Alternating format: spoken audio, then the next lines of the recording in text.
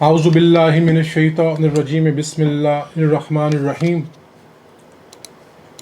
ربی ادخلنی مدخل صدق واخرجنی مخرج صدق واجعل لی من لدنک سلطانا نصیرا۔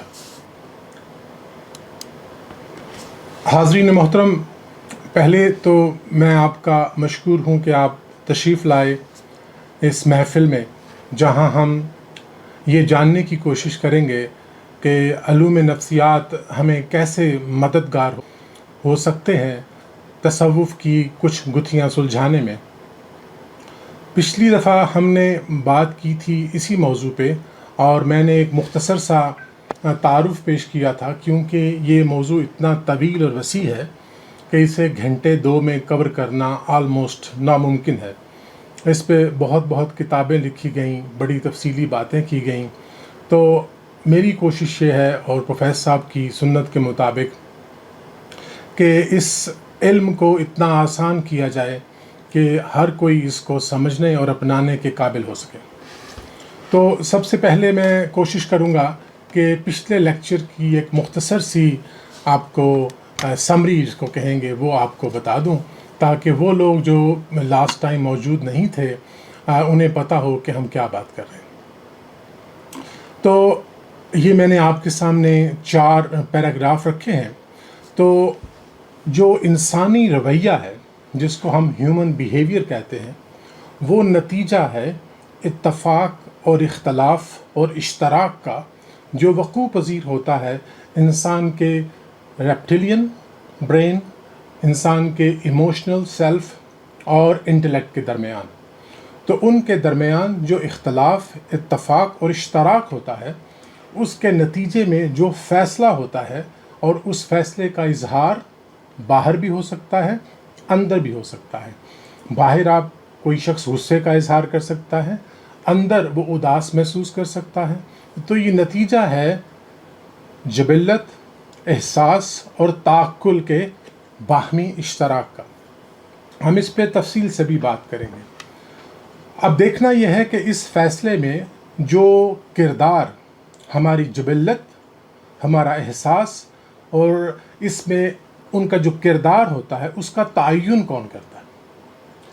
یہ ایک ایسی بات ہے، میں چاہوں گا کہ آپ اس کو پوری طرح گراسپ کرنے کی کوشش کریں کہ آگے تقریباً ساری گفتگو اسی کے گرد گھومے گی کہ آخر اس جبلت کا اور اس جذبے کا، یعنی ریپٹیلین سیلف اور میمیلین برین جو ہے، وہ کیا رول پلے کرتے ہیں اس فیصلے میں جو کہ ہمارا ایگزیکٹو برین یعنی کہ ہمارا انٹلیکچوئل برین کرتا ہے۔ تو اس کا انحصار آپ کے ماضی، حال اور مستقبل تینوں پر منحصر ہے۔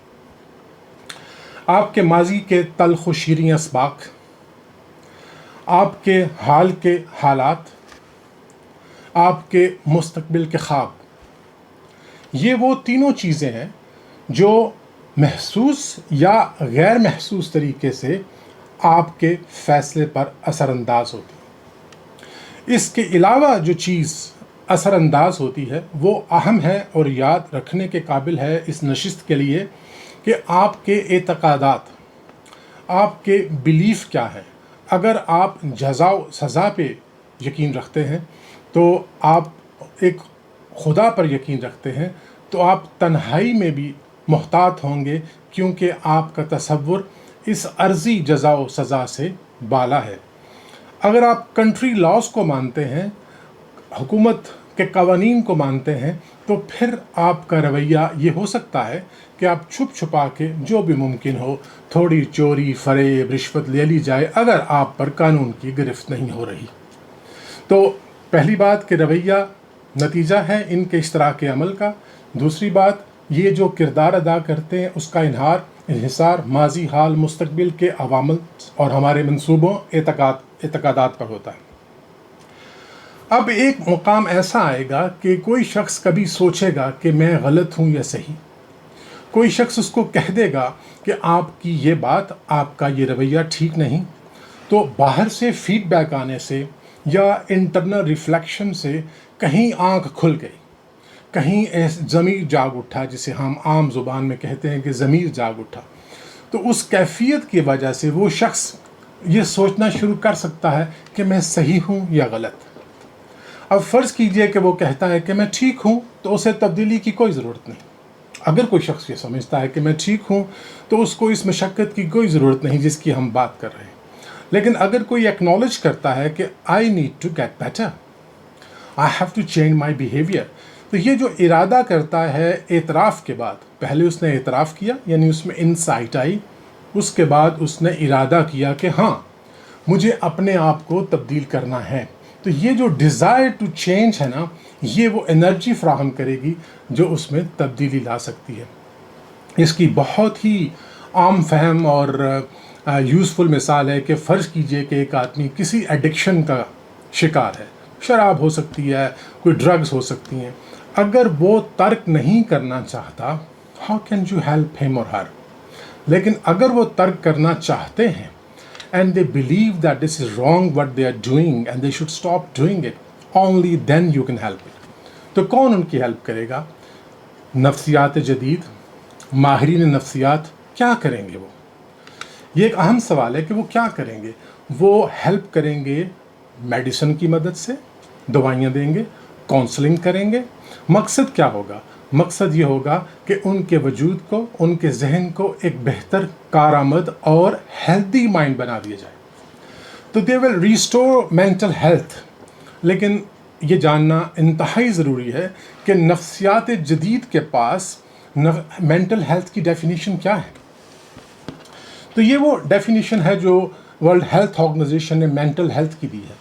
I would like you to read it، لیکن بیسیکلی یہ ایک ایسی کیفیت قلب و نظر ہے جس میں ایک شخص اپنی قابلیت اور اپنی صلاحیتوں سے مکمل آگہی پیدا کرتا ہے، اور اس کے بعد کامیابی کے ساتھ زندگی کے چیلنجز سے نبرد آزما ہوتا ہے، اور اس کے بعد وہ معاشرے میں اپنا حصہ ڈالتا ہے۔ حصے سے مراد ہے کہ وہ سوسائٹی کی بہتری کے لیے کام کرتا ہے۔ تو ایک ایسا شخص جس نے اپنی صلاحیتوں کا ادراک حاصل کیا، اس کے بعد ان صلاحیتوں کو استعمال کر کے اپنی زندگی کے گولز، ایمز اینڈ گولز کو اکمپلش کیا، اس کے بعد اب وہ چاہتا ہے کہ I should return the complement. ٹھیک ہے، یہ ہے وہ کہانی جو آپ کو یاد رکھنی ہے، اور پھر ہم آگے چلیں گے۔ اب ہم دیکھتے یہ ہیں کہ ان تمام تر دوائیوں اور طبیبوں کے باوجود حالت کیا ہے۔ میں یہ آپ کو ایویڈنس دے رہا ہوں، یہ WHO کا پبلیکیشن ہے صرف یورپ کے بارے میں، کہ ہر سال یورپ میں 25% آبادی جو ہے وہ ڈپریشن اور انگزائٹی کا شکار ہوتی ہے۔ ہو سکتا ہے آپ کے لیے یہ تھوڑا ماننا مشکل ہو کہ سالانہ ان کی صحت یابی کے لیے، ان کی ریہیبلیٹیشن کے لیے 170 بلین یوروز استعمال ہوتے ہیں۔ اٹس اے ہیوج اماؤنٹ، ٹھیک ہے، جو صرف اس 25% آبادی کی ذہنی صحت کو بحال اور برقرار رکھنے پہ سالانہ خرچ ہوتے ہیں۔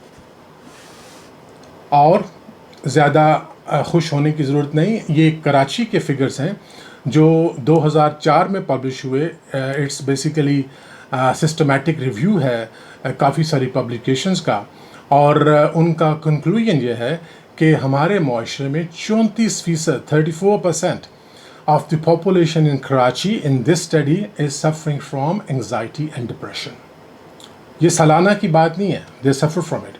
اور اس میں زیادہ الارمنگ بات یہ ہے کہ 50% سے زیادہ جو ہیں وہ اس میں خواتین ہیں، یعنی خواتین کی تعداد ڈبل ہے۔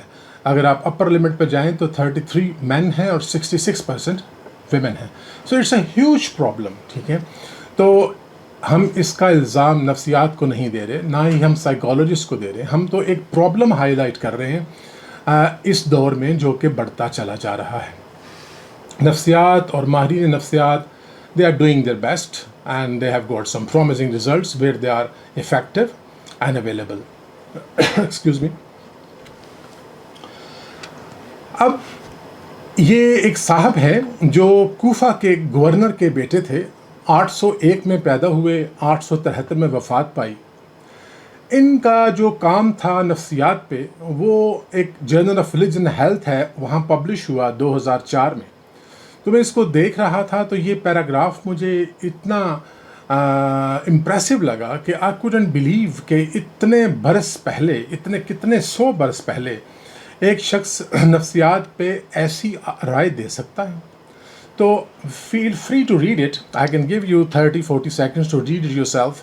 بڑی بزی سلائیڈ ہے، یقیناً آپ نے اس کو پڑھ لیا ہوگا. تو اس کی سمری یہ ہے کہ غم پیدا کیسے ہوتا ہے.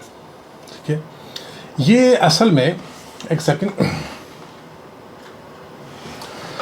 جن چیزوں سے آپ کو محبت ہو یا جن کی آپ کو ہوس ہو، اگر وہ آپ سے چھن جائیں یا آپ کو نہ ملے یا آپ کو ان کے چھن جانے کا خوف ہو، تو اس سے جو کیفیت پیدا ہوتی ہے وہ کیا غم اور اداسی کی کیفیت پیدا ہوتی ہے. یہ وہ کیفیت ہے جس کو ہم انگزائٹی بھی کہتے ہیں، ماڈرن لینگویج میں ڈپریشن بھی کہتے ہیں. کندی کا خیال ہے کہ اگر آپ کو پتہ چل جائے کہ اداسی کا سبب کیا ہے اور اس اداسی کے سبب کو آپ دور کر سکیں تو اداسی دور ہو جائے گی. لیکن فرض کیجئے کہ ایسا ممکن نہیں کہ آپ وہ وجہ اداسی دور نہیں کر سکتے، تو اور آپ اس کی جدائی اور محرومی اور نہ ملنے کا غم بھی برداشت نہیں کر سکتے، تو پھر کہتے ہیں کہ آپ کو کیا کرنا چاہیے. We should seek after riches in the world of the intellect. ہمیں پھر ذہانت، سوچ، فکر کی دنیا میں وہ دولتیں تلاش کرنی چاہیے جو ہم سے کوئی نہیں چھین سکتا. اور وہ دولت کیا ہے؟ ایک لفظ میں اس کو انڈرسٹینڈنگ ہے. یہ اگر آپ تھوڑا سا اس کو ایکسپلین کریں تو آپ یوں سمجھیے کہ ایک چیز ہے ریلیشن شپ آف تھنگس اور ایک چیز ہے ریئلٹی آف تھنگس. تو ایک ہے اشیاء کا باہمی تعلق اور ایک ہے حقیقت اشیاء. تو ہمارے رسول صلی اللہ علیہ وآلہ وسلم نے دعا مانگی کہ اللہ مجھے اشیاء کی حقیقت کا علم عطا فرما. اور اس عہد کے بہت بڑے فلسفی لارڈ برٹن رسل نے کہا کہ we only know the relationship of things, we do not know the nature of things. اور یہ وہی بات ہے جو حضرت خضر یا جو بھی وہ صاحب علم تھے، جو بھی صاحب تھے، انہوں نے حضرت موسیٰ علیہ السلام سے کہا کہ کیف تصبر، تجھے اس صبر کیسے آئے، کیونکہ تو نے اسے مکمل طور پر علم سے نہیں گھیرا. ٹھیک ہے، تو اگر تو جانتا کہ میں نے اس بچے کو کیوں مارا، اگر تو جانتا کہ کشتی میں سوراخ کرنا کیوں ضروری تھا، اگر تو جانتا کہ میں نے اس خزانے کو کیوں محفوظ کیا، تو پھر تجھے کوئی تعجب نہ ہوتا. تو اللہ کہتا ہے کہ ہم نے اسے اپنے پاس سے ایک علم دیا تھا. تو یہ علم ریلیشن شپ آف تھنگس سے آگے ریالٹی آف تھنگس ہوتا ہے. قرآن اس کو بڑی وضاحت سے کہتا ہے کہ کچھ چیزیں ہیں جن سے تم کراہت کھاتے ہو اور اس میں خیر ہوتی ہے، اور کچھ چیزوں سے تم محبت رکھتے ہو اور اس میں شر ہوتا ہے. تو یہ جو ریالٹی آف تھنگز ہے اس کو انڈرسٹینڈنگ کہتے ہیں. تو اگر آپ کو انڈرسٹینڈنگ ہو جائے تو آپ اپنے غم و اندوہ پہ اور جدائیوں پہ، بے وفائیوں پہ اور چیزوں کے چھن جانے پہ جو اداس ہوتے ہیں اس پہ آپ فتح یاب اور کامیابی سے ان کو مینج کر سکتے ہیں. آگے چلتے. اب جو میں نے بات کی تھی اس سلائیڈ پہ کہ جدید نفسیات جو ہے وہ آپ کی صلاحیتوں کو پوری طرح بیدار کرتی ہے، آپ کو ان سے آگاہ کرتی ہے تاکہ آپ ان کو استعمال میں لائیں اور وہ جو آپ نے سوچ رکھا ہے اپنی زندگی کے بارے میں، منصوبے ہیں، ایمز اینڈ گولز ہیں، ان کو اچیو کر سکیں. اور اس کے بعد آپ سوسائٹی کو کمپلیمنٹ ریٹرن کرتے ہیں. اسی طرح یہ سائیکولوجسٹ جو ابراہم ماسلو گزرے ہیں، انہوں نے ایک ہائرارکی آف نیڈز بنائی. یہ سلائیڈ میں نے کسی خاص وجہ سے دکھائی آپ کو، جس کو میں ایکسپلین کروں گا آگے، کہ وہ کہتے ہیں کہ بنیادی ضروریات کیا ہیں کہ آپ سانس لے سکیں. اگر یہاں سے ابھی آکسیجن نکال دی جائے کسی بھی ملک سے، کسی بھی جگہ سے یا زمین سے، تو باقی ساری چیزیں بے معنی ہو جائیں گی. کہ میں پی ایچ ڈی کروں یا میرا بزنس ہو، شادی ہو، بچے ہوں، یہ چیزیں تو بے معنی ہو جائیں گی اگر آپ کو، ہم سب کو پتہ چلے کہ آکسیجن دھیرے دھیرے یہاں سے جا رہی ہے. تو آپ سوچئے کیا پینک ہوگا. The only thing we will be thinking about is how to have some oxygen when there will be no oxygen. تو یہ جو فزیولوجیکل نیڈز ہیں دے آر ویری فنڈامنٹل. اسی طرح پانی 3 یا 4 دن سے زیادہ ہم نہیں رہ سکتے پانی کے بغیر. تو اس نے کہا کہ اگر آپ کسی کی فزیولوجیکل نیڈز پوری کر دو تو اس کے بعد دوسری ضرورت یہ ہے کہ اس کو تحفظ ہو، اس کو حیات کو، اس کی زندگی کو تحفظ ہو. تیسری چیز آئے گی کہ محبت کرنے والے بھی ارد گرد ہوں، ریلیشن شپ ہو، فیملی ہو، ٹھیک ہے، اور اس کے بعد انٹیمیسی ہو، فزیکل انٹیمیسی. یہ سب ضرورتیں ہیں جو وہ کہتا ہے پوری ہوں گی. کہتا ہے جب یہ تینوں پوری ہو جائیں گی تو اپنے بارے میں جو آپ کی سیلف اسٹیم ہے، آپ کا جو اپنا امیج ہے وہ بہتر ہوگا. آپ میں کانفیڈنس آئے گا. جی آپ کہیں گے میرے کھانے کو بھی ہے، میرے پہننے کو بھی ہے، سر چھپانے کو بھی ہے، میرے دوست بھی ہیں، میری فیملی بھی ہے، اور میں خوش ہوں. ٹھیک ہے، تو میں دوسروں کی عزت کر رہا ہوں، لوگ میری عزت کر رہے ہیں. اور اس کے بعد پھر آپ میں کچھ ہائر ویلیوز آئیں گی کہ مورالٹی ہے، کریٹیوٹی ہے. آپ دیکھیں جب بھی کوئی معاشرہ بہت ترقی پاتا ہے تو آپ دیکھتے ہیں وہاں پہ فنون لطیفہ بڑے آ جاتے ہیں. موسیقی ہے، مصوری ہے، خطاطی ہے، یہ تمام جو فن ہے وہاں پھر فلرش کرتے ہیں. تو اقبال کہتے ہیں نا، تجھ کو بتاتا ہوں میں تقدیر امم کیا ہے، شمشیر و ثنا اول طاؤس و رباب آخر. تو بالآخر یہ ہوتا ہے کہ انسان اس میں کھو جاتا ہے. یہ تو ویسے ضمناً بات آ گئی. تو ان سمری ابراہم ماسلو صاحب فرما رہے ہیں کہ بنیادی، جبلی، ایموشنل اور معاشرتی ضروریات پوری ہو جائیں تو انسان اعلیٰ خیال کے بارے میں سوچ سکتا ہے، اعلیٰ فکری کاوش کر سکتا ہے، اپنے فن کا اظہار کر سکتا ہے، اور ایک بڑا کریٹیو لولی سوسائٹی پیدا ہو سکتی ہے. لیکن دیکھنا یہ ہے کہ اس وقت دنیا میں جو وسائل ہیں اور جو اسباب ہیں ان کی تقسیم اتنی غیر منصفانہ ہے کہ اس کے نتیجے میں کتنے سارے لوگ ہیں اس دنیا میں جن کو یہ سب کچھ میسر ہے اور وہ سیلف ایکچولائزیشن پہ پہنچ گئے. لیکن اس سے بہت بڑا سوال یہ سمجھیے گا. میں آپ کو 2 منظر دکھا رہا ہوں. ایک منظر وہ ہے جس میں مال و اسباب کی تقسیم، سہولتوں کی تقسیم غیر منصفانہ ہے اقوام کے درمیان، ملکوں کے اندر. بہت کم لوگ ہیں جو سیلف اسٹیم تک پہنچے ہیں. اور دوسرا سوال یہ ہے کہ ہم اب اس طرف آ جاتے ہیں جہاں فزیولوجیکل نیڈز بھی فلفل ہو گئیں، جہاں تحفظ ذات بھی ہے، جہاں فیملیز بھی ہیں، بڑی زبردست سوشل لائف ہے، اور اپنا عز و وقار بھی قائم ہے، باہمی احترام بھی چل رہا ہے. لیکن ان میں سے کتنے لوگ ہیں جو سیلف ایکچولائز ہو گئے؟ What is the reason? تو 2 نقطے ہیں. پہلا نقطہ یہ تھا کہ جدید نفسیات اور ماہرین نفسیات آپ کی صلاحیتوں کو آپ پر آشکار کر کے، انہیں اجاگر کر کے آپ کے ساتھ کوآپریٹ کرتے ہیں کہ اپنی زندگی کے ایمز اینڈ گولز حاصل کر لیں. اور جب دوسرا یہ کہ جب آپ کی نیڈز پوری ہو جاتی ہیں تو پھر آپ کو کہتے ہیں کہ سیلف ایکچولائز ہو جائیں، اپنی پوٹینشلز کو پہچانیں، حقائق کو قبول کریں، وغیرہ وغیرہ. لیکن جن معاشروں میں یہ تمام سہولتیں موجود ہیں وہاں بھی کتنے لوگ ہیں جو واقعتاً اس انڈرسٹینڈنگ تک پہنچ گئے ہیں جن کو ایک ماہر نفسیات جو ہے زندگی کا حصول سمجھتا ہے. اور اب تیسرا منظر، کیا وہ علاقے یا وہ قومیں جہاں پہ یہ وسائل نہیں ہیں، جہاں پہ زندگی اتنی خوبصورت نہیں ہے جتنی میں نے دوسرے علاقوں کی منظر کشی کی، کہ وہاں پہ بیماری بھی ہے، بھوک بھی ہے، افلاس بھی ہے، آبادیاں بھی بہت ہیں، تعلیم کا بھی فقدان ہے، موسم بھی اچھے نہیں، سیاستدان بھی کرپٹ ہیں، ریلیجس لیڈرز بھی ڈسیپٹیو ہیں، جہاں ہر چیز ناقابل اعتبار ہے؟ کیا وہاں کوئی ایسے لوگ نہیں ہیں جو سیلف ایکچولائز کر گئے ہوں یا اس سے بھی آگے چلے گئے؟ تو سوال یہ پیدا ہوتا ہے کہ کیا اصل میں وہ کیا چیز ہے، اصل میں وہ کیا تھنکنگ ہے، وہ کیا اپروچ ہے جس کی مدد سے آپ وہ حاصل کر سکتے ہیں جو یہ لوگ باوجود سب کچھ ہونے کے حاصل نہیں کر سکے اور وہ لوگ نہ کچھ ہونے کے باوجود بھی حاصل کر گئے.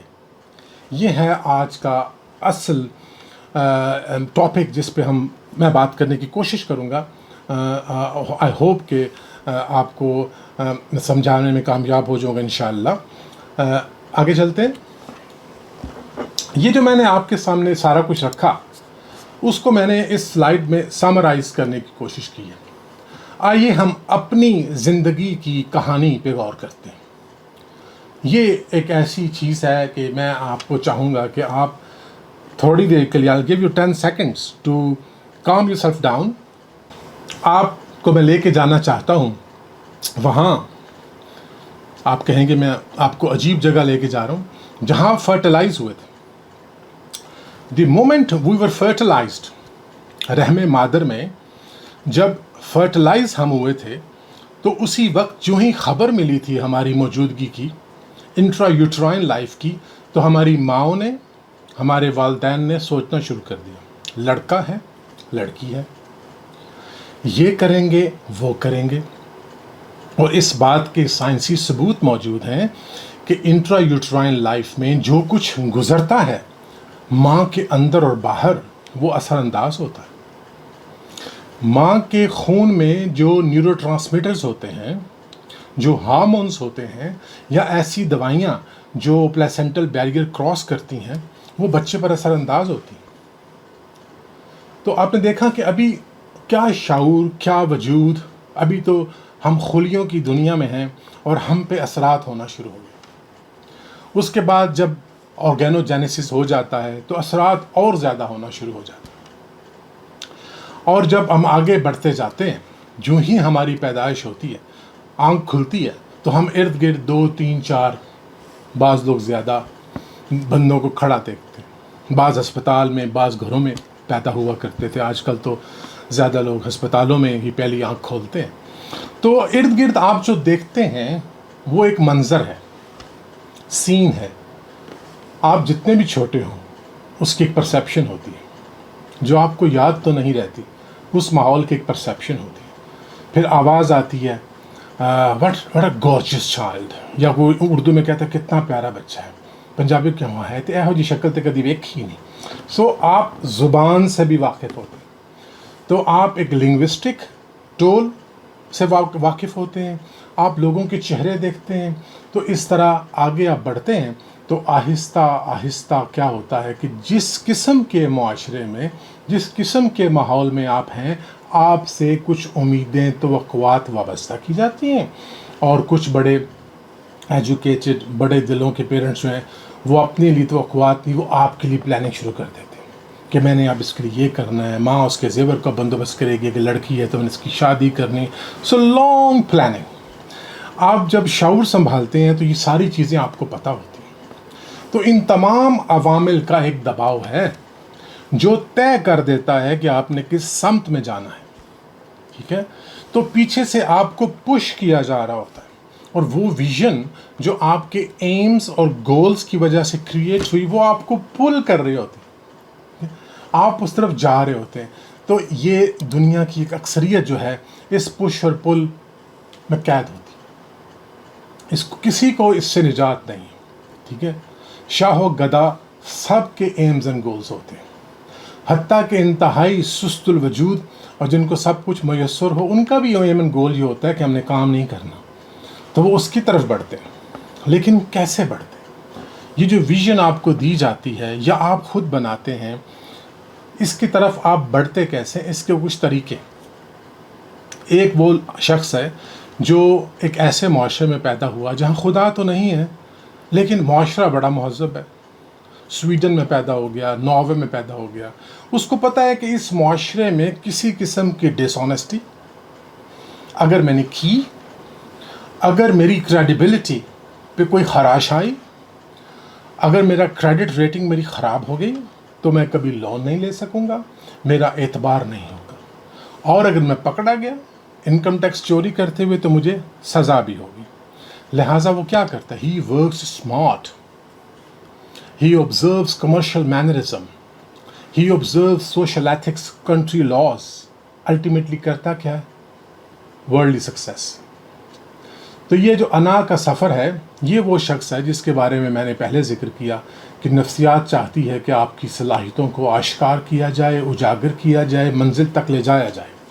تو یو آر اے سکسیسفل اور اکمپلشڈ پرسن، ٹھیک ہے، خواہ آپ نے کسی کو کونی ماری ہو، خواہ آپ نے کسی سے حسد کیا ہو، خواہ آپ نے کسی کا حق مارا ہو بڑے غیر محسوس طریقے سے، but you have managed to achieve your goal. ان کے بارے میں اللہ کہتا ہے کہ وَمَن يُرِدْ ثَوَابَ الدُّنْيَا نُؤْتِهِ مِنْهَا، جس نے ارادہ کیا ثواب دنیا کا دیں گے ہم اس کو اس میں سے. یہ خدا کے ساتھ ان کا کوئی رشتہ تعلق نہیں. They are successful people in the eyes of the world and in their own eyes they have accomplished, achieved. ان کے درمیان ممکن ہے ان کے اندر کسی قسم کا کوئی کانفلکٹ نہ پیدا ہو. They don't have a software which may conflict with their actions, so they live happy life and they go. Okay?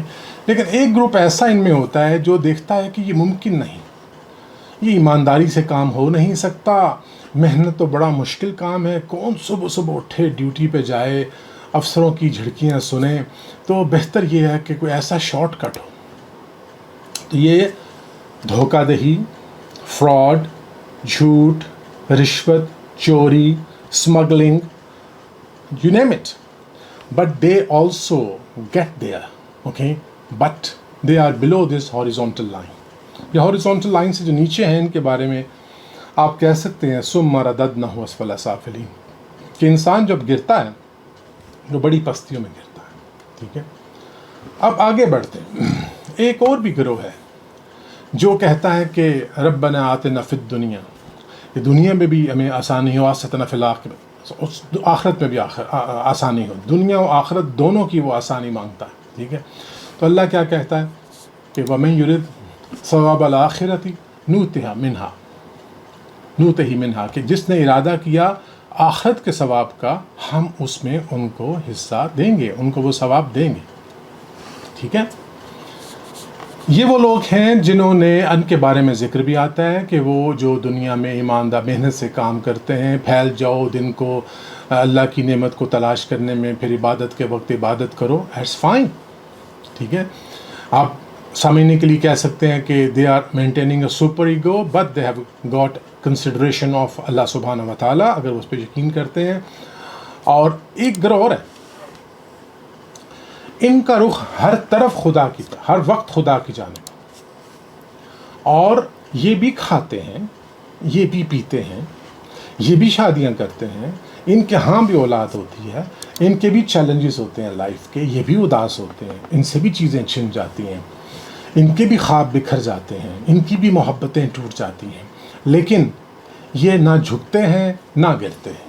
یہ نہ تو یہاں آتے ہیں نہ یہاں آتے ہیں، یہ اپنا رخ ہر حال میں اللہ کی طرف رکھتے ہیں کہ نفع ہو یا نقصان یہ راضی رہتے ہیں. ٹھیک ہے، ایسا نہیں کہ زندگی کا سفر نہیں کرتے، ایسا نہیں کہ ان کا کوئی گول نہیں ہوتا، ان کا بھی گول ہوتا ہے، لیکن آپ دیکھیں گے کہ یہ آگے بڑھتے ہیں لیکن ان کی سمت اوپر کی طرف ہوتی ہے. دنیا کو وہ کیسے لیتے ہیں، یہ چوتھی بات ہے میں جو چاہوں گا کہ آپ یاد رکھیں کہ world is an experiential life.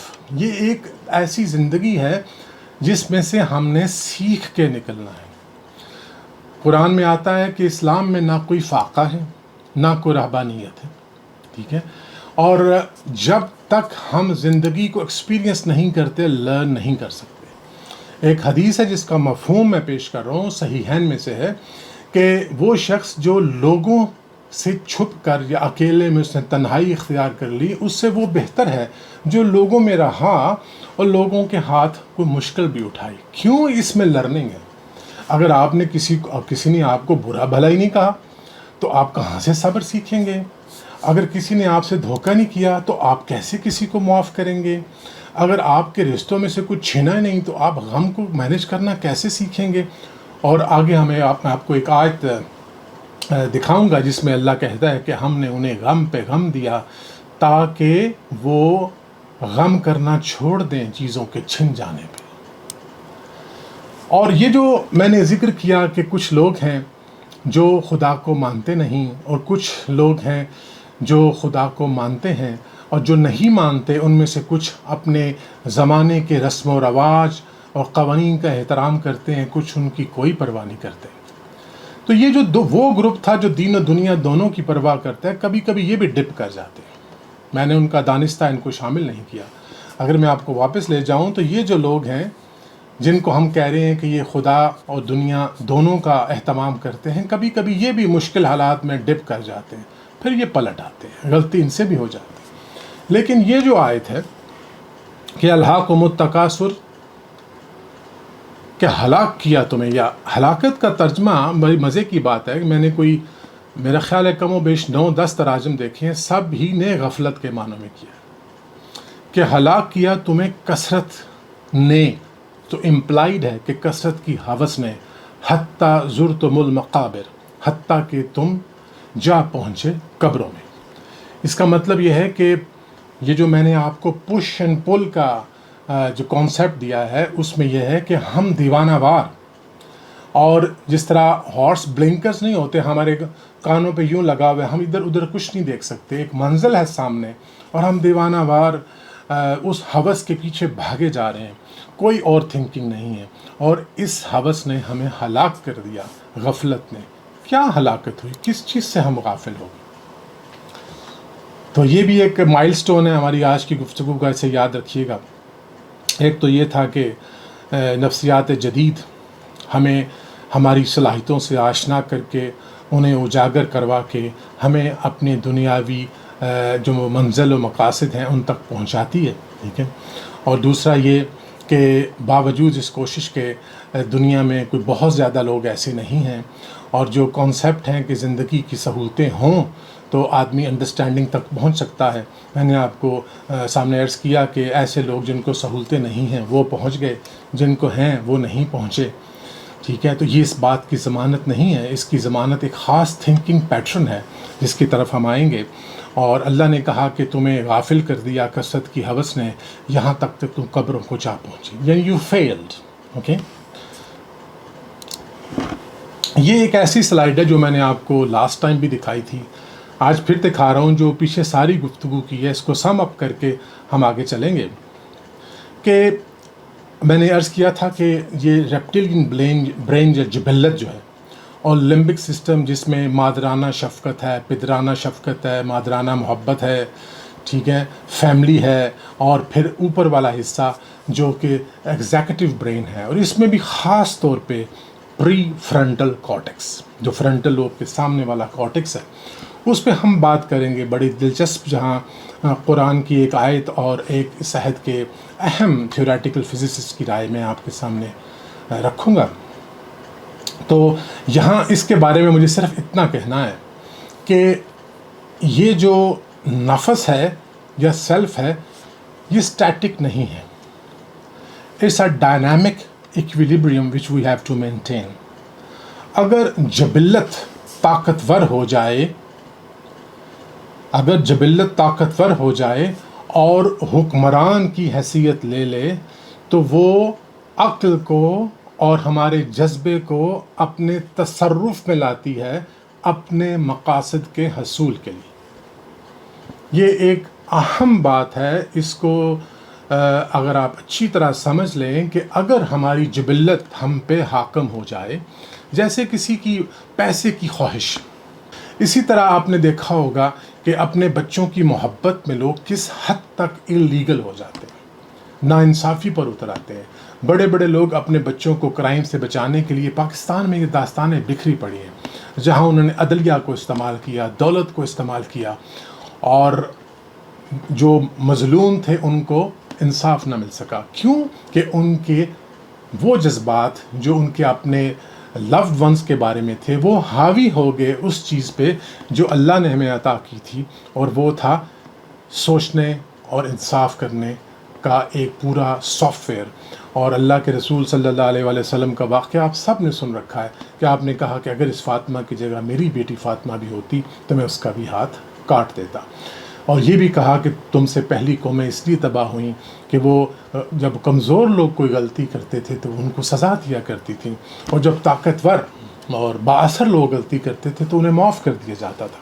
یہ کس وقت ہوتا ہے؟ جب جبلت یا خاندان حکمران ہو جائے ہماری عقل پہ، اور مقصود یہ ہے، اللہ ہم سے یہ چاہتا ہے، یہ بھی ایک اہم بات ہے۔ تو آپ اس کو بھی یاد رکھیے گا کہ عقل جب جذبے اور جبلت کو اپنے تصرف میں لے لے اور ان کو استعمال میں لائے، نہ کہ استعمال ہو. اس کے بعد منزل شروع ہوتی ہے وہ جہاں ہم خدا کی طرف بڑھتے ہیں. تو انشاءاللہ we'll mention that as well today.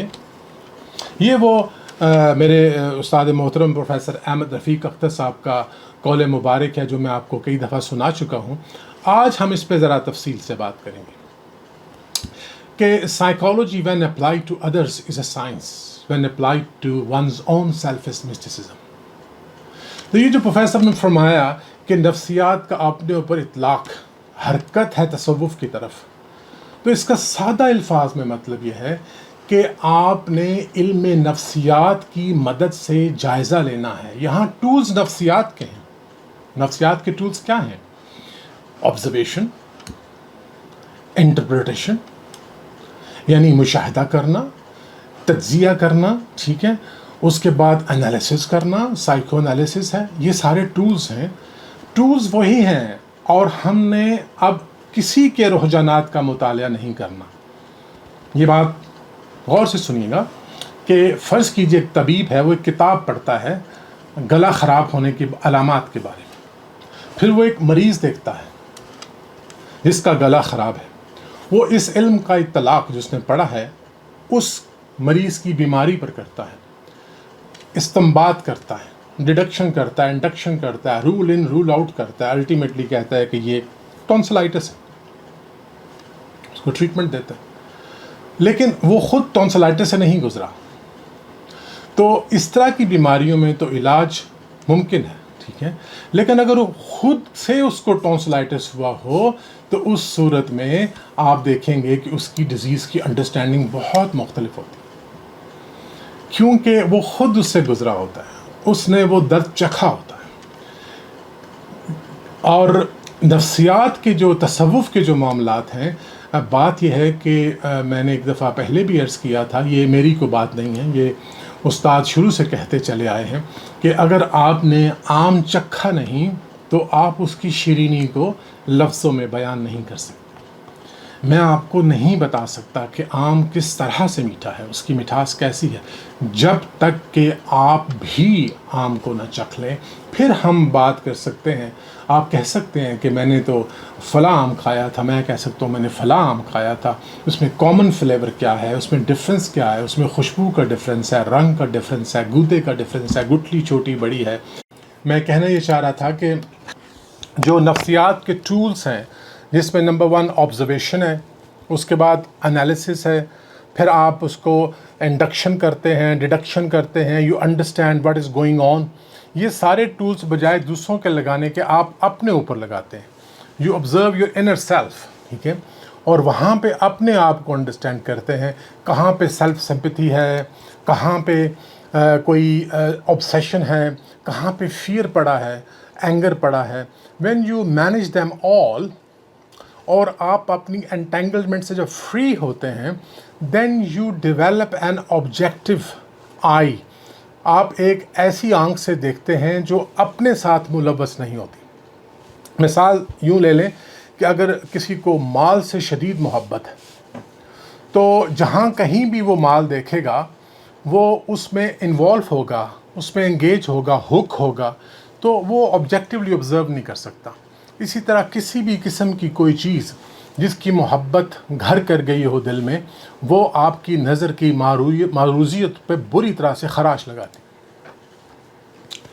تو جب تک آپ ان چیزوں سے رہائی نہیں پاتے تو آپ کو وہ نصیب نہیں ہوتا جسے پرسپیکیسٹی آف اے بلیور یا فراست مومن کہتے ہیں، کیونکہ جو مومن ہے وہ اللہ کے نور سے دیکھتا ہے.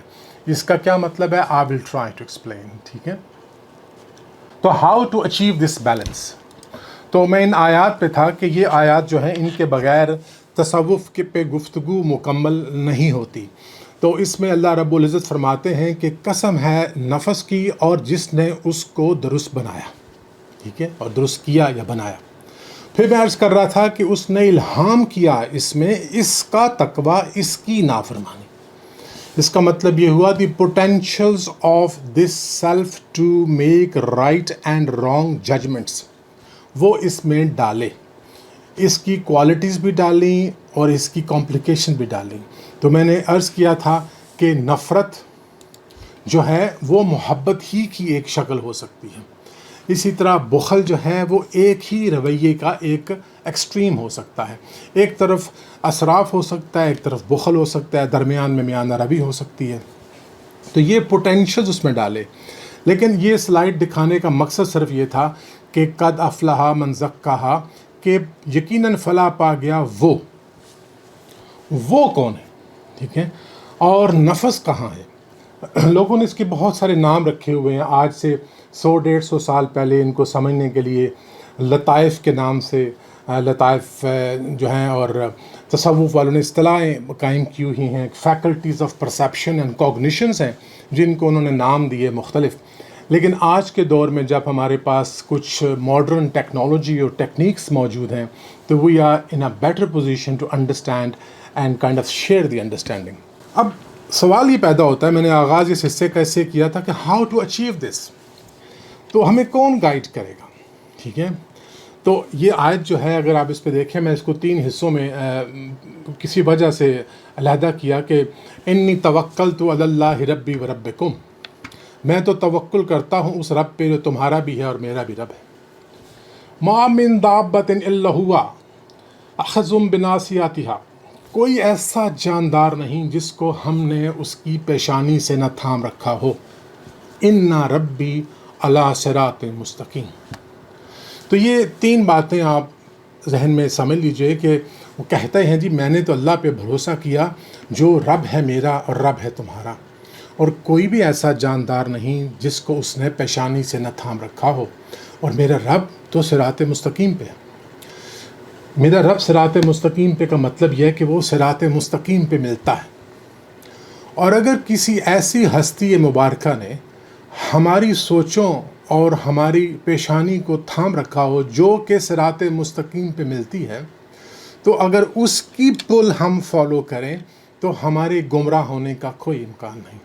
لیکن ہم اس کے حوالے اپنے آپ کو کرتے نہیں کرتے. یہ ایک بنیادی چیز ہے جس کو یاد رکھنا ہے کہ عقل، جذبے اور جبلت میں حکمران عقل ہے. اور حضور کی ایک حدیث کا ایک فقرہ ہے صلی اللہ علیہ وآلہ وسلم کہ دین کی اصل عقل ہے. اس کے بعد آگے کی چیزیں جو ہیں جہاں عقل بھی معذور ہو جائے وہ میں اس ایریے میں نہیں جانا چاہتا، کیونکہ اس میں پھر مسکنسیپشن جنم لیتی.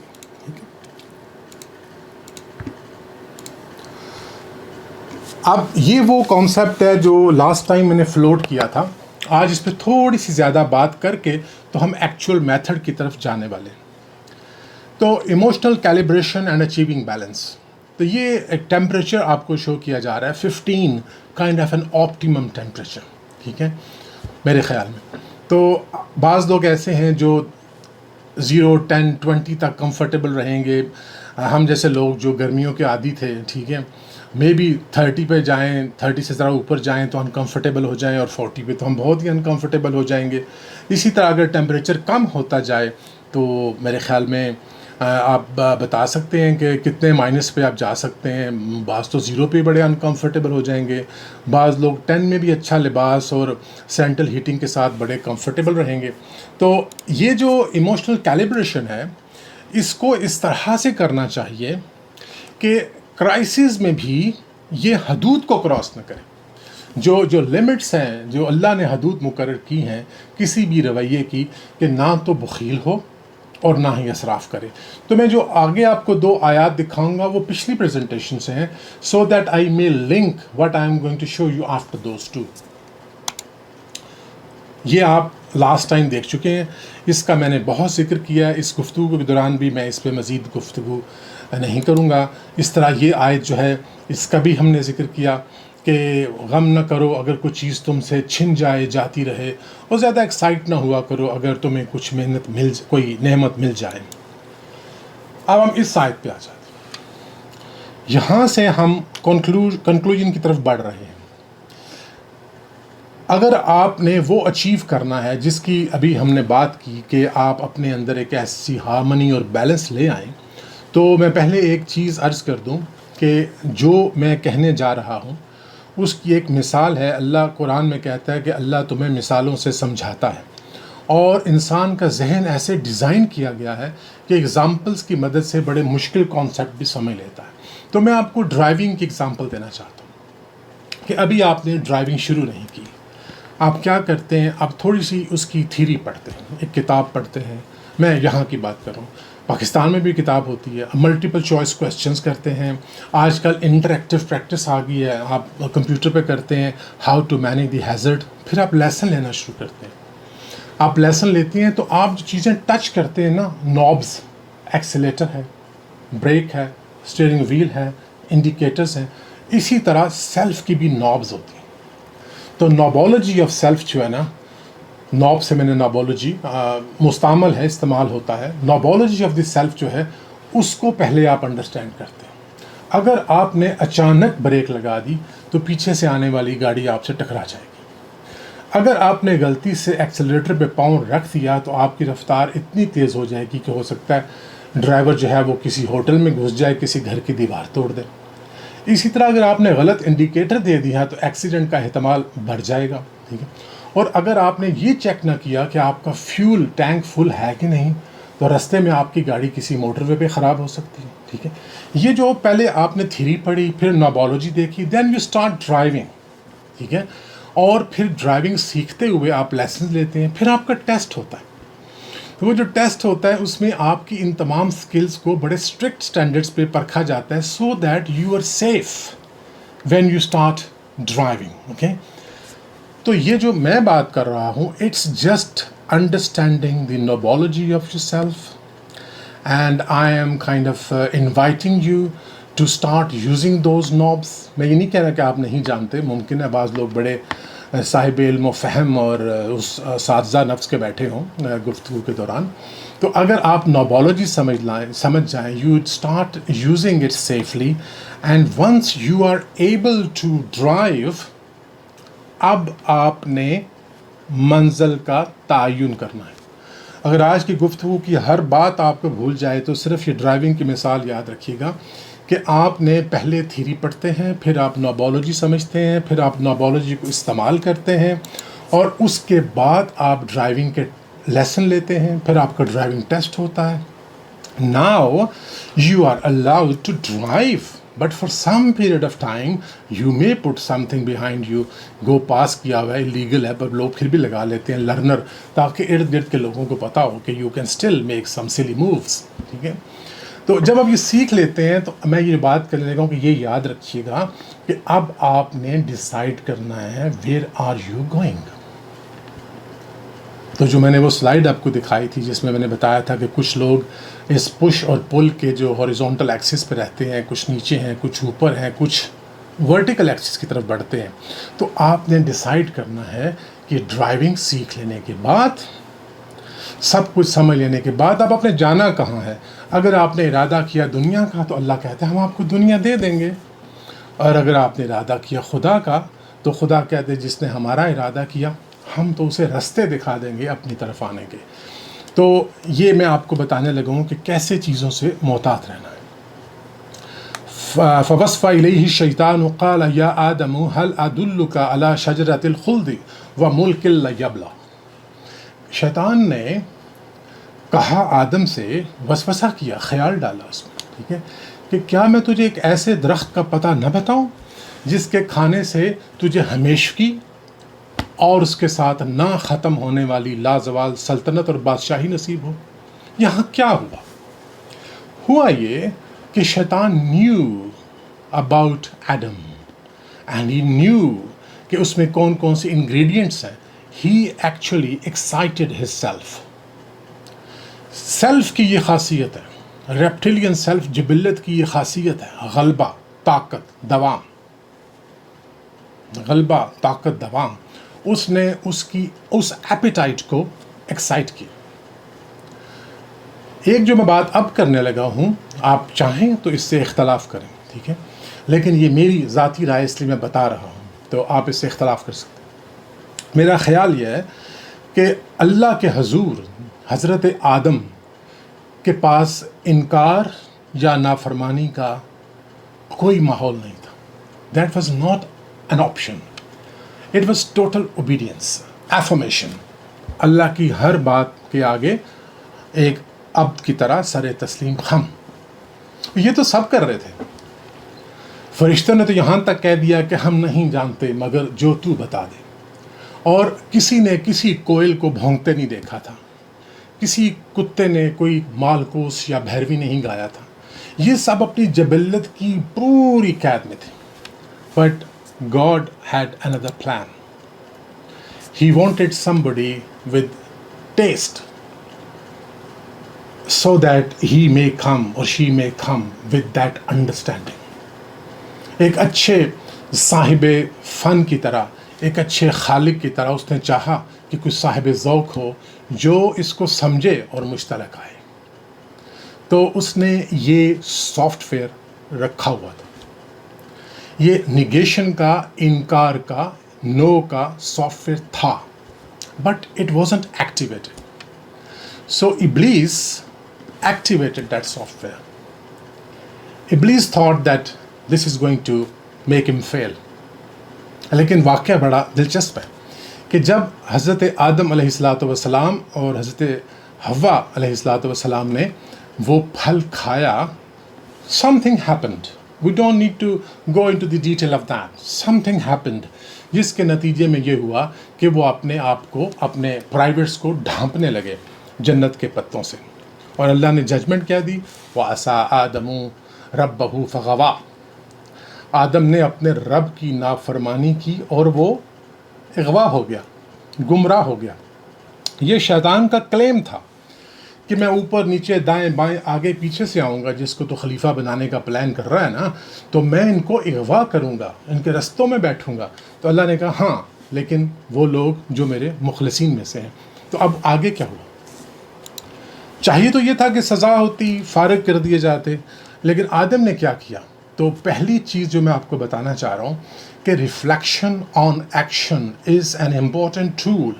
Once you have made a mistake, you have to analyze, why did you make that mistake?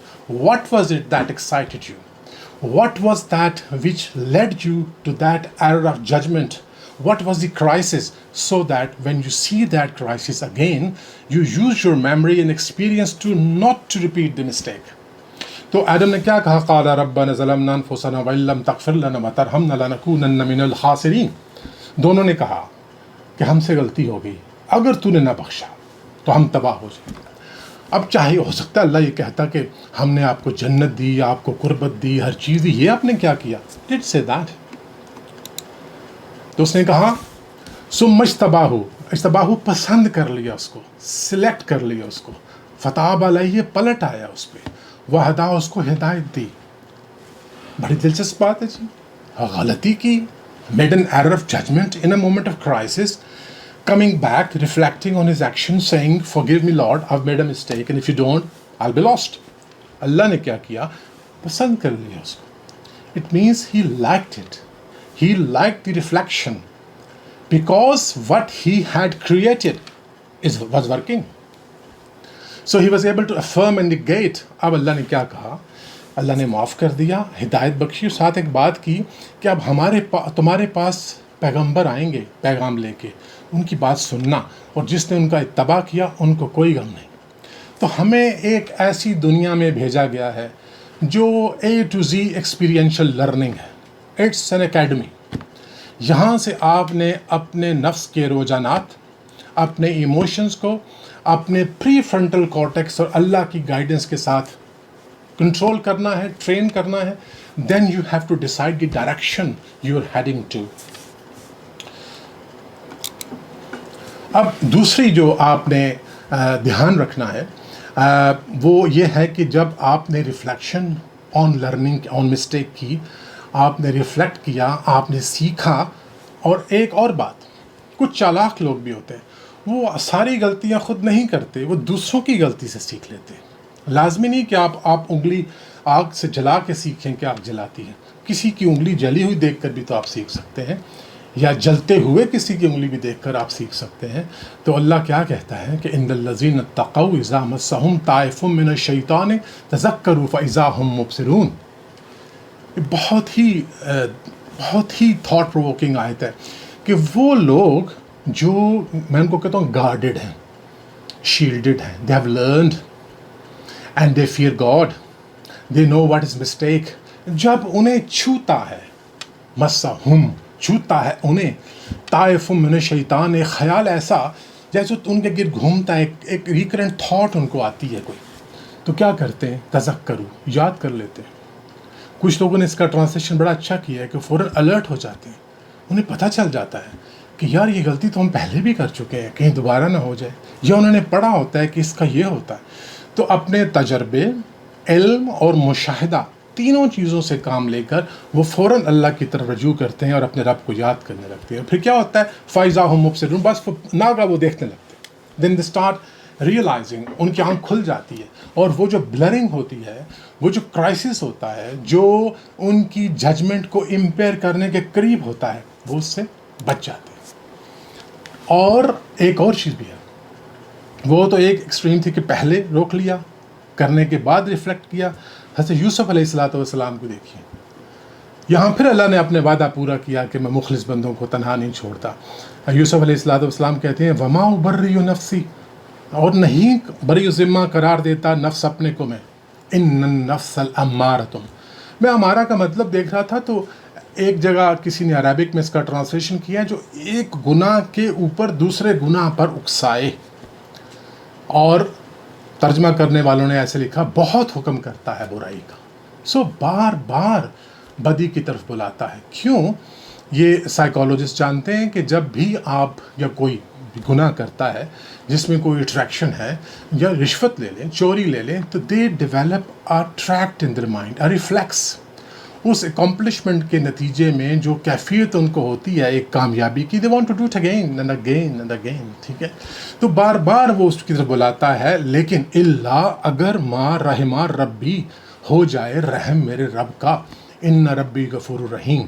اور میں نے وہ آیت یہاں آپ کے لیے سلائیڈ نہیں اس کی بنائی، لیکن آپ سب کو یاد ہوگی کہ اللہ کہتا ہے کہ قریب تھا کہ وہ ایک دوسرے کا ارادہ کرتے، پھر اللہ نے کوئی نشانی دکھائی یوسف علیہ السلام کو، کیوں کہ وہ میرے مخلصین میں سے تھا، تو ہم چاہتے تھے کہ کسی قسم کے کوئی فحش اس کے قریب نہ آئے، ٹھیک ہے؟ یہ وہ سلائیڈ ہے جس پہ تھوڑا زیادہ میں رکوں گا۔ یہ اگر آپ دیکھیں تو اس کے بہت سارے آپ کو تراجم ملیں گے، تفاسیر ملیں گی، جو مجھے بہت اچھی لگی وہ میں آپ کی سماعتوں کی نظر اور آپ کی بصارتوں کی نظر کہ وَذَرُوا ظَاهِرَ الْإِثْمِ وَبَاطِنَهُ، اور بچو چھوڑ دو گناہ ظاہر کے اور ان کا باطن، ٹھیک ہے؟ لفظی ترجمہ یہ ہوگا کہ چھوڑ دو ظاہر کے گناہ اور ان کا باطن۔ بعض لوگوں نے اس کا ترجمہ ایسے کیا ہے کہ ظاہر کے گناہ بھی چھوڑ دو، چھپے کے بھی چھوڑ دو، دونوں صحیح ہیں، ٹھیک ہے؟ تو مفہوم اس کا جو مجھے بہت اچھا لگا وہ یہ تھا کہ اس میں آپ سائیکالوجی کا بہت زیادہ کیا کہتے ہیں اٹیچ ہوتی ہے اس کے ساتھ، کہ خیال جو ہے نا، thought generates a feeling and feeling leads to the action. یہ خاص بات ہے جو آپ کو یاد رکھنی ہے کہ کوئی خیال، اور لازمی نہیں کہ خیال منظر، کسی کی کوئی بات، کوئی مطالعہ، کوئی پرانی یاد، ٹھیک ہے، کوئی تصور، کوئی محرومی، کوئی بھی خیال، کوئی بھی تصور، کوئی میٹیریل آبجیکٹ، ٹھیک ہے، کسی بھی قسم کی چیز جو ہمارے کیا کہتے ہیں نہا خانہ تفکر سے گزرتی ہے، وہ اپنے ساتھ ایک فیلنگ کو جنم دیتی ہے۔ وہ جو فیلنگ اور تھنکنگ پیدا ہوتی ہے وہ الٹیمیٹلی جو ہے فیلنگ کو جنم دیتی ہے۔ وہ جو فیلنگ ہوتی ہے that is the drive motive, وہ ایکشن کا باعث بنتی ہے۔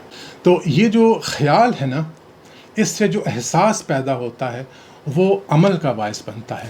تو اپنے خیالات کو مینیج کیجیے۔ If you can manage your thoughts, you are safe. Okay? تو یہ جو ویڈنگ کا پروسیس ہے نا، یہ مسلسل جاری رہتا ہے۔ پروفیسر صاحب سے ممتاز مفتی نے پوچھا کہ آپ اکیلے بیٹھے کیا کرتے رہتے ہیں تسبیح میں؟ تو آپ نے فرمایا جی کہ میں اپنے کونے گول کرتا رہتا ہوں، ٹھیک ہے، تراشتا رہتا ہوں، تاکہ میں کسی کو کسی قسم کی کوئی تکلیف نہ پہنچاؤں اپنے کونوں سے۔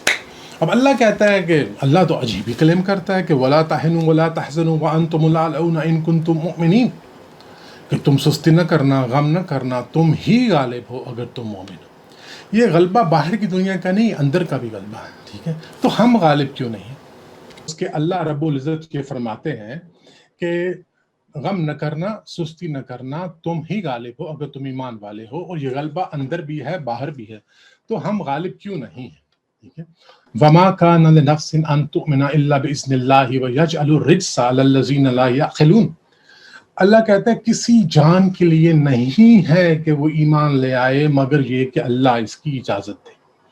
اس کا کیا مطلب ہے؟ کچھ لوگ یہ مطلب لے سکتے ہیں کہ جی اللہ اجازت دیتا ہے پھر ہی ایمان لاتے ہیں نا ہم، تو ہم نہیں لائے تو اللہ نے اجازت نہیں دی. نو، اٹ ڈزنٹ مین دیٹ. اس کا مطلب یہ ہے اللہ کہتا ہے ہم ڈال دیتے ہیں کفر اور گمراہی کی گندگی ان لوگوں پر لا یعقلون، جو عقل استعمال نہیں کرتے. ٹھیک ہے، تو اگر آپ عقل استعمال کریں گے، اس کے حق میں دلیل لائیں گے، جیسے ابراہیم علیہ السلام لائے اور اس کے بعد باقی سارے سلسلوں کو متروک قرار دے دیا اللہ نے، اور کہا کہ اپنے رسول سے صلی اللہ علیہ وآلہ وسلم کہ آپ کہہ دیجئے میں دین ابراہیم پر ہوں. تو دین ابراہیم کیا تھا؟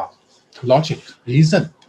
اور جب آپ دلیل کے ساتھ، ریزن کے ساتھ اس شک میں بھی اگر پڑ جائیں کہ کوئی ہے، یہ بات یاد رکھیے گا، ایک عالم اگر اپنے تجزیے، مطالعے، سوچ اور فکر کے بعد اس نتیجے پہ پہنچ جائے کہ دیر از اے پاسبلٹی، یہ بڑا قوی ایمان ہے. اب بال از ان دی Allah's court. اللہ کہتا ہے وہ جو ہمارے رستے میں کوشش کرتے ہیں، ہاں وہ فکری ہو. دیکھیں اللہ نے تو یہاں تک کہا کہ وہ جو اللہ کے رستے میں مال خرچ کرتے ہیں انہیں نہ خوف ہے نہ حزن ہے، کوئی فیئر فرسٹریشن نہیں ہے. وہ جو ایمان لائے ہیں اس پہ استقامت سے قائم ہیں، انہیں کوئی فیئر فرسٹریشن نہیں ہے. اور جو اللہ کو یاد کرنے والے ہیں ان پہ کوئی فیئر فرسٹریشن نہیں ہے. اور جان لو کہ اللہ کی یاد ہی سے دل سکون پاتے ہیں. تو جو اللہ کے رستے میں کوشش کرے گا تو اللہ اس کو اپنی راہیں دکھا دے گا. Then Allah is kind of obliged to guide that person who has done his job and is now looking for an evidence which is beyond his logical reasoning.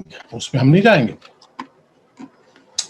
اب اللہ کے رسول صلی اللہ علیہ وآلہ وسلم نے اس پہ مہر ثبت کر دی کہ ایمان کیا ہے.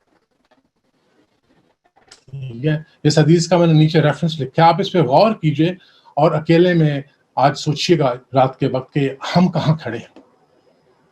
میں نے یہ انگلش میں اس لیے لگائی ہے کہ اس کا اتنا خوبصورت ٹرانسلیشن مجھے لگا، ایک دو الفاظ ایسے ہیں، عربی ہمیں اس طرح سے آتی نہیں اور اردو میں ترجمہ مجھے کوئی زیادہ اٹریکٹیو نہیں لگا. اللہ کے رسول فرماتے ہیں faith is not through wishes. ایمان تمہاری خواہشوں کا نام نہیں ہے. اینڈ ایمبیلشمنٹس، یہ لفظ تو آپ کو رٹ لینا چاہیے کہ یہ بناوٹوں کا نام نہیں ہے، یہ ڈیکوریشن کا نام مذہب ایمان نہیں ہے. یاد رکھ لیجیے اس کو. Faith is not through wishes. ایمان خواہشوں کا نام نہیں ہے. And not embellishments، اور نہ ہی تمہاری ڈیکوریشنز کا. میں اس کی تفصیل میں نہیں جاؤں گا. بناوٹوں کا، ایمبیلشمنٹ کا ترجمہ بناوٹ بھی ہوتا ہے، ڈیکوریشن بھی ہوتا ہے جو کہ ریئل نہ ہو. Rather it is that which settles in the heart. Rather، بلکہ ایمان تو وہ ہے جو دل میں گھر کر جاتا ہے، اور آگے کیا؟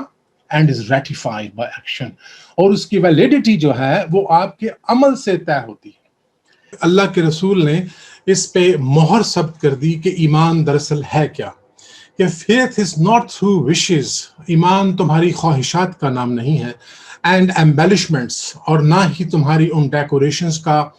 جس طرح مجھے ایک بات یاد ہے کہ حضرت عمر فاروق رضی اللہ تعالیٰ عنہ کی جب آپ نے ایک مسجد دیکھی جس میں بہت نقش و نگار تھے، تو آپ نے جو کامنٹس دیے ان کا مفہوم کچھ اس طرح تھا کہ وہ اصل چیز رخصت ہو گئی، تم نے بناوٹیں پھیلا دی.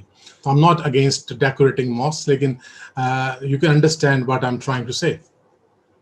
اس کا اطلاق صرف مساجد پہ نہیں اور بھی بہت ساری نمائش و آرائش پہ ہوتا ہے. تو اللہ کے رسول فرماتے ہیں کہ ایمان وہ نہیں ہے بلکہ ایمان وہ ہے جو تمہارے دل میں قیام کرے، گھر کرے، اور ریٹیفائڈ بائی ایکشن، اور اس کی تصدیق تمہارے عمل سے ہو.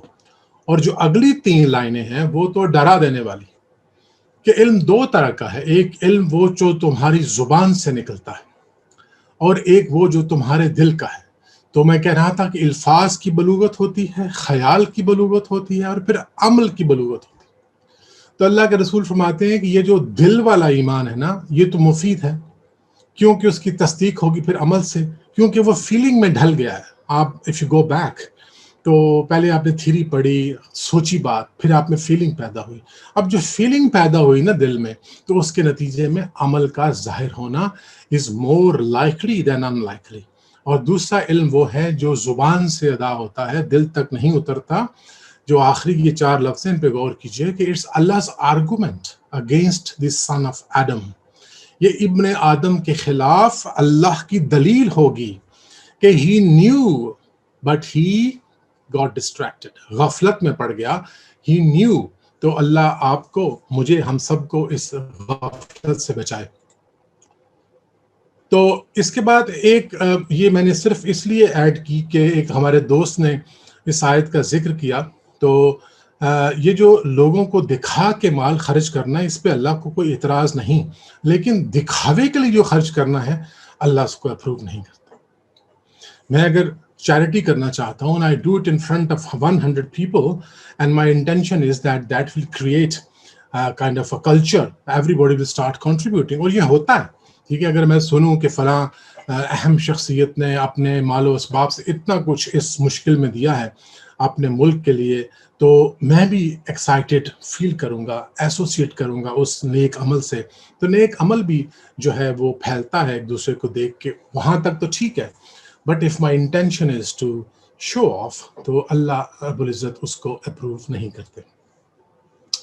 تو ایک یہ بات کہ ہم نے کہا کہ شیطان خیال دیتا ہے، ہمیں ایکسائٹ کرتا ہے. اگر کبھی ایسا ہو جائے تو پلٹنا ہے، اور اس سے سیکھ کے جب دوبارہ ایسی سچویشن آئے تو ہم نے ریفلیکشن ان ایکشن کرنی ہے، غلطی سے بچنا ہے.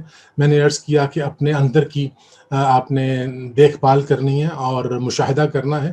تو ایک جو مسکنسیپشن اور ہے وہ یہ کہ لوگ کہتے ہیں ہم پہ بڑی مصیبت آئی. تو اللہ کسی کو مصیبت میں نہ ڈالے. اللہ کہتا ہے کہ ہم کسی جان پہ اس کی برداشت وسعت سے زیادہ بوجھ نہیں ڈالتے. تو کبھی کبھی یہ پنشمنٹ کی صورت میں ہو بھی سکتا ہے، لیکن یہ جو آیت ہے یہ آپ کو ایک خاص سیٹ آف سچویشنز کے بارے میں انڈرسٹینڈنگ دے گی کہ اللہ کہتا ہے کہ احد میں جب تم دور چلے جاتے تھے، اذ تسعدون ولا تلوون، اور نہیں مڑ کے کسی کو دیکھتے تھے، اور تمہارے رسول صلی اللہ علیہ وسلم تمہیں پکارتے تھے، یدعوکم، آواز دیتے تھے تم کو، فی اخراکم، کے اس پچھلی جماعت میں بلاتے تھے، تم نہیں سنتے تھے. پھر کیا ہوا؟ فاصابکم غمًا بغم لکی لا تحزنوا علی ما فاتکم ولا ما اصابکم. مطلب اس کا یہ ہے کہ پھر اللہ نے تمہیں غم کے اوپر غم دیا تاکہ تم اس کے مینج کرنے کے قابل ہو جاؤ، اور آئندہ کوئی چیز تم سے چھن جائے یا تم پہ کوئی مصیبت آ جائے تو تم پریشان نہ ہو، غم زدہ نہ ہو. It was a desensitisation. کبھی کبھی اللہ ٹرین کرتا ہے. مشکلیں اتنی پڑی مجھ پر کہ آسان ہو گئی. یہ ہمارا آج کا وہ ہے پیک ہے گفتگو کا، اور اس کی ساری بیک گراؤنڈ میں آپ کو دے چکا ہوں کہ اللہ کہتا ہے کہ بل الانسان علی نفسہ بصیرۃ. اس کے تراجم بہت طرح سے ہوئے ہیں کہ اس دن ہمارا نفس خود گواہی دے گا، لیکن اس کا لفظی ترجمہ یہ بھی ہے کہ انسان اپنے آپ کو خوب دیکھنے والا ہے. اس کا مطلب یہ ہے کہ we are able, we have been given the quality of looking into our own self and analyze. Okay? اور اسی کے حوالے سے ایک حدیث ہے جو علی حجویر عثمانی اپنی کتاب میں لائے ہیں کہ جب اللہ کسی کو اپنا علم دینا چاہے تو اس کی آنکھ اس کے اوپر کھول دیتا ہے. ٹھیک ہے، وہ جب آنکھ کھل جاتی ہے تو ساتھ اس کے معروضی مطالعہ ہوتا ہے، اور ایمانداری کے ساتھ جب ایکنالج کرتا ہے کمی کا اور اس کو پورا کرنا چاہتا ہے تو پھر خدا اس کا معاون ہو. رویہ ان تینوں چیزوں کا جبلت، جذبے، عقل کے باہمی اشتراک سے وجود میں آنے والا رویہ ہے. ٹھیک ہے، اور یہ جو سیلف ہے یہ اسٹیٹک نہیں ہے، یہ ڈائنامک ہے. اٹ مووز فرام نفس امارہ اپ ٹو نفس مطمئنہ، اور جو راضیت و مرضیہ، جو نفس راضی ہو گیا اور وہ نفس جس سے اللہ راضی ہو گیا. تو یہ اسی کی حالتیں ہیں جو ایک اسپائرل کی طرح اوپر بڑھتی ہیں علم و تجربے اور تجزیے کے ساتھ. اور یہ اتنی خوبصورت حدیث ہے جس کا میں صرف دوسرے حصے پہ اس وقت بات کریں گے. وَأَعُوذُ بِكَ مِنَ الْخِيَانَةِ فَإِنَّهَا بِئْسَتِ الْبِطَانَةِ. کہ اے اللہ تو مجھے پناہ دے خیانت سے، اس لیے کہ یہ بدترین چھپا ہوا مشیر ہے۔ تو اس سے میں اگر نقطہ اٹھاؤں اور اس کو پھیلاؤں تو ہمارے بہت سارے برے اور اچھے مشیر ہوتے ہیں۔ آپ کے اندر غصہ آپ کا برا مشیر ہے۔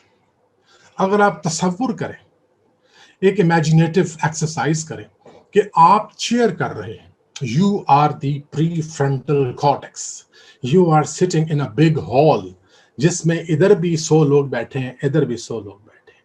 یہ جو 100 لوگ ہیں نا، یہ کون ہے؟ سخاوت، برداشت، forgiveness، tolerance, understanding, reading, writing, observing، analyzing۔ ادھر کون بیٹھا ہے؟ اینگری، ریونجفل، کوئک، stubborn، ٹھیک ہے، inappropriate، ٹھیک ہے، hungry، greedy، ٹھیک ہے۔ یہ تمام کے تمام جو ہیں بیسیکلی ہمارے بنیادی رویوں کی ایکسٹریمز ہیں۔ تو ہم نے سویلائز کرنا ہوتا ہے، ان کو تہذیب کے دائرے میں لانا ہوتا ہے۔ اور چیئر آپ ہوتے ہیں، میٹنگ آپ چیئر کر رہے ہوتے ہیں، you are responsible for making the right choice. You are responsible to manage the counsel you have. یہ جو برے مشیر ہیں نا، اللہ کے رسول نے اس سے پناہ مانگی ہے۔ تو آپ بھی اپنے برے مشیروں پہ نگاہ ڈالیں، جو معاف نہیں کرنے دیتے ہمیں، جو انتقام پہ آمادہ کرتے ہیں، اور اس کی بھی بات سنیں جو کہتے ہیں انڈرسٹینڈنگ سے، forgiveness سے کام لو، جوڑنا اچھا ہے توڑنے سے۔ اور اس حدیث میں تو اللہ کے رسول صلی اللہ علیہ وآلہ وسلم نے تصوف کو سمو دیا کہ اللہ طاہر کر دے، پاک کر دے قلبی، میرے دل کو، کس سے؟ من النفاق، نفاق سے، قول و فعل کے تضاد سے، وہ عملی من الریاء، اور میرے عمل کو دکھاوے سے، وہ لسانی من الکذب، اور میری زبان کو جھوٹ سے، وہ عینی من الخیانت، اور میری آنکھ کو خیانت سے، فإنک تعلم، تو جانتا ہے وہ خیانت جو میری آنکھ میں ہے اور میں جو سینے میں چھپاتا ہوں۔ تو یہ جو دعا ہے نا، یہ دعا مانگ کے آپ یہ ثابت کرتے ہیں کہ یو آر کلیور۔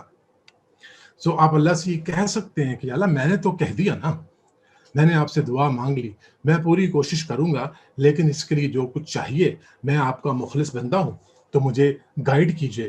اور علم کیوں ضروری ہے؟ پہلے بھی میں نے اسی گفتگو میں ذکر کیا کہ تو حضر علیہ السلام جو بھی وہ صاحب علم تھے، انہوں نے موسیٰ سے کہا وَكَيْفَ تَصْبِرُ وَلَا مَا لَمْ تُحِطْ بِهِ خُبْرًا۔ تو اب دیکھیں خبرن کا ترجمہ کرنے والے کا پوری خبر نہیں ہے، تو علم ضروری ہے۔ تو I'm exciting you today. Don't find what you want in the worldly things. Find it in understanding. دنیا کی تمام چیزیں جائز ہیں جو حلال اللہ نے کر دی، ان کے لیے کوشش کرنے کی کوئی ممانعت نہیں ہے۔ آپ خوب پڑھیے، محنت کیجئے، دنیا میں ممتاز ہو جائیے، اچھے وکیل بن جائیے، اچھے انجینئر بن جائیے، جو مرضی بن جائیے اچھے، لیکن اس میں وہ نہیں ہے جو ہم ڈھونڈ رہے ہیں۔ یہ زندگی گزارنے کے طریقے ہیں۔ ووکیشنل ایکسیلنس میں خدا نہیں ملتا۔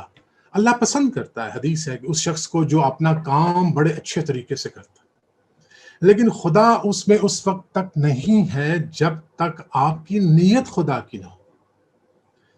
آپ کسی نے 1000 کروڑ ارب نیکیاں کی ہوں، اگر اس کی نیت ہی خدا نہیں ہے، وہ اس کو مانا ہی نہیں ہے، تو he hasn't done the job for which we were created and sent over here۔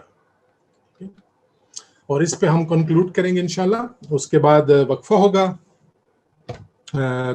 کیا کہتے ہیں، نماز کا، تعام کا، اور پھر انشاءاللہ ملیں گے سوال و جواب کے لیے۔ تو یہ میں آپ کے لیے پڑھے دیتا ہوں، یہ میں نے خود آپ کے لیے ایک سمری بنائی ہے کہ human soul is the value and an element of existence which man was bestowed with by his God, and he became Adam. This value enables a man to apply the tools of logic and reason to the knowledge and experience which is acquired from all the available resources to make choices in favor of God. If this faculty of human intellect is not functional, then one can still achieve everything possible in their lifetime, but this movement will be in favor of their own self, but not in the favor of God and therefore will be an utter wastage of this virtue or inner value. وَمَا عَلَيْنَا إِلَّا الْبَلَاغُ الْمُبِينُ.